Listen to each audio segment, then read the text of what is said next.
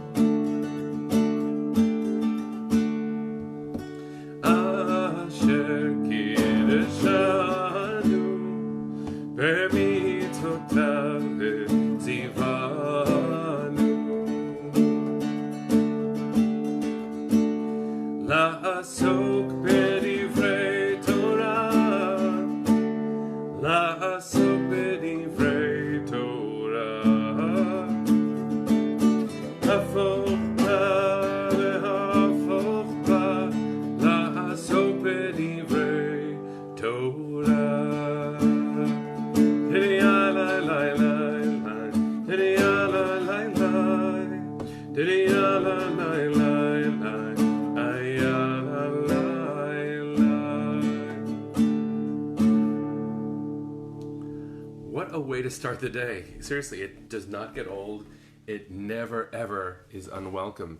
Just sharing out loud, yesterday I woke up looking forward to teaching Torah at 9 o'clock and seeing all of you, but actually just at the very basic level was less excited. Just, less excited to wake up and start a day where facing this complicated world and guiding my children to do what they were supposed to do and guiding myself to do what I was supposed to do. It was a challenge yesterday in the morning. And, I'm committed. The expectations we have of each other, in the language of Franz Rosenzweig, the famous Jewish German philosopher, love compels. The kind of expectation we had of each other just by setting in place this ritual of seeing each other, that got me up. And so I hope that in some ways this does that for you. There is something really important about the ritual of seeing each other in the morning. And this becomes incredibly real in our context. And so I wanted to say thank you to all of you. I am always grateful that we do this, but yesterday you got me through the day. And that was really, really a gift. So I wanted to say thank you to all of you who've taken the time to be present together. And I'm glad that you wish each other, we wish each other, and you comment with so much love and light so that people can be connected. It's something big we're doing. So thank you for that. I wanted to share just a little bit about this week's double portion. We've come through a week that has two holy moments. 2 days ago was Yom HaZikaron, where we memorialize those who have fallen in defense of the Jewish people and for the state of Israel. Yesterday, we celebrated Israel's 72nd birthday, which was an extraordinary and, different way of doing it, but it was a holy moment that we marked together. So, here's what I wanted to do, and keep the Boker Tovs coming, the good mornings coming. It is so beautiful to see your faces and to see your voices. We read a double portion this week, and it's a very, very hard one. These two are called Acharei Kedoshim. And Barbara, I hear your question. We've already begun the conversation how this will continue after this moment is over. And, saying something parenthetical. Oh, happy birthday, Fern. Okay, now we've got something really to celebrate. I wanted to share a thought that I've been having for a while, and then I'll get back to the Torah portion. Oh, this is a real class because I just went on a tangent I wasn't planning. The volume of Torah that's being created right now, and it's so big.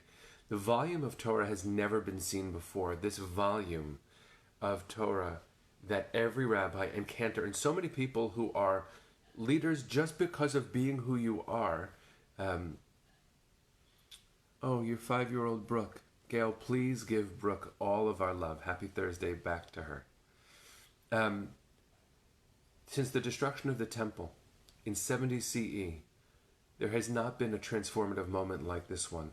This is a moment that some are calling our Yavna moment, a recreation of Judaism. And I long for the way that we were doing it just before all this began. But there's something incredibly powerful about, if you go on your Facebook feed or you go to any website really that has Jewish content, the amount of live Jewish content that is connecting people all around the world. My wife Neshama and I are doing a concert and teaching in Boston and in South Africa one day after the other, because you can appear places around the world from your home, which means we are so much more connected because of this than we have ever been before. Okay, back to Torah. It's all Torah, but back to Torah for now. The double portion that we are reading today, that we read this week, is Acharei and Kedoshim, and it begins in the aftermath of the death of two of Aaron's children, Nadav and Avihu. Now, the story of their death is its own very complicated story, so I'm not going to go into it that much, except to say that it's the tragic loss of life. And one of the things that you see in the Torah is an unflinching life, an unflinching confrontation with the world as it is. It is a lofty aspirational vision of the world as it could be, but it's not magical thinking. The Torah and Jewish tradition do not deny the world as it is. We are grounded in the world so that our vision can lift up the world 1 inch closer to heaven. So what I wanted to share, and this is partially inspired by Rabbi Miriam Margles in a piece she wrote for myjewishlearning.com a number of years ago. She points out that the Torah gives us guidance how to deal with disease and loss and death. And I want to read just a little bit of what she wrote. The numbers are dizzying, and she's writing this about other moments in history. The numbers are dizzying, unfathomable, and yet the dangers of responding with silence, numbness, the rush to move on, or the paralysis of hopelessness and grief are shared in facing tragic loss of all scales. So Acharei, the first of our Torah portions, begins with the acknowledgement of death. Several chapters and numerous laws separate the tragic scene of the loss from then thinking about our response. And what happens next is incredibly important. Listen to how she says it. For many of us, it takes concerted effort even to become aware of the tragic and persistent deaths that occur in places geographically and socioeconomically distant from our daily realities. Well, that was true in what she said, but you and I know that it's not far, and it's hard to be unaware in this moment. It requires an even greater act of deliberate effort, she says, for us to internalize the facts of tragic loss as human realities, to allow them to be alive and in our consciousness and our hearts. The Torah ensures that the confrontation with death does not simply recede into the background, but rather that it contextualizes the guidelines for living that follow. And she uses one verse from the second Torah portion from Kedoshim to say this is what you're not allowed to do in the aftermath of death. And I offer this to you not only as Rabbi Margles' student, reading her Torah really illuminated my eyes yesterday, but also because I think we need it very, very badly. Once we're done, we'll place the link for that commentary at the bottom of these comments. But here's the verse. It's from chapter 19 of Vayikra, verse 28, and I'll read the Hebrew. V'seret lanefesh lo titnu vivsarchem, uchtonet ka'aka lo titnu bachem, ani Adonai. This translation is, You shall not make gashes in your flesh for the dead, or incise any marks on yourselves. I am the Lord. Now, there was an ancient tradition of cutting yourself in grief for the one who had died. And that was done in the non-Israelite community, and we are taught by the Torah, don't do that. In the aftermath of loss, don't do that.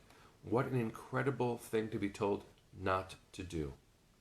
This is how she says it. Facing tragedy with eyes and hearts open is necessary.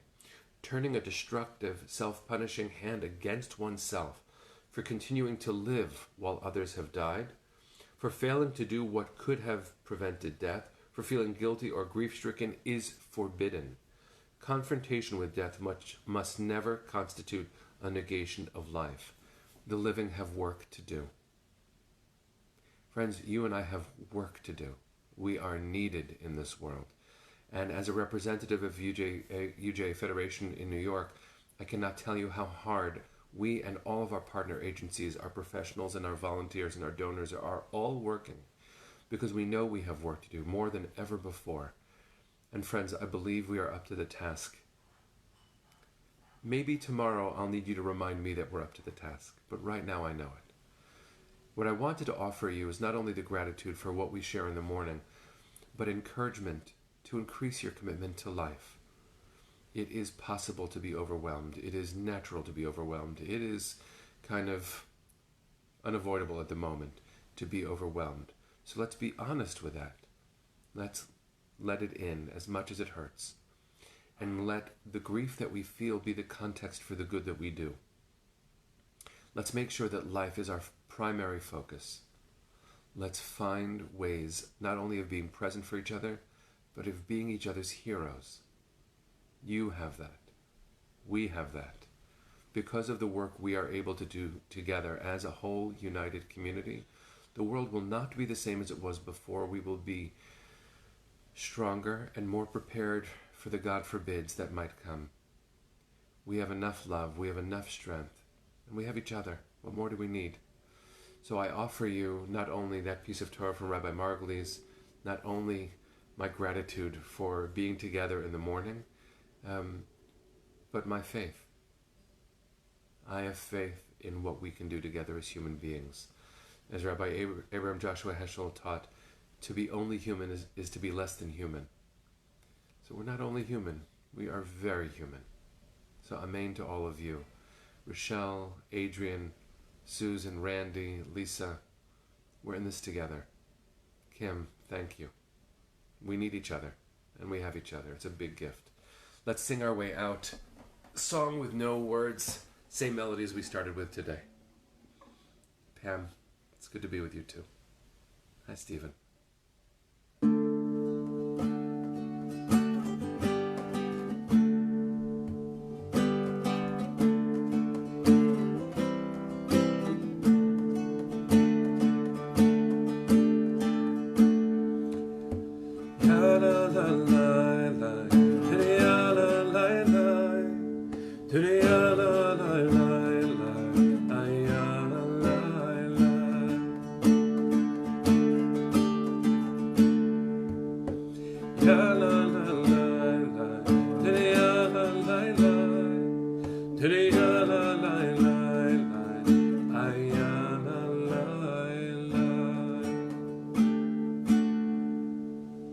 Boker Tov, everyone. Have a beautiful day.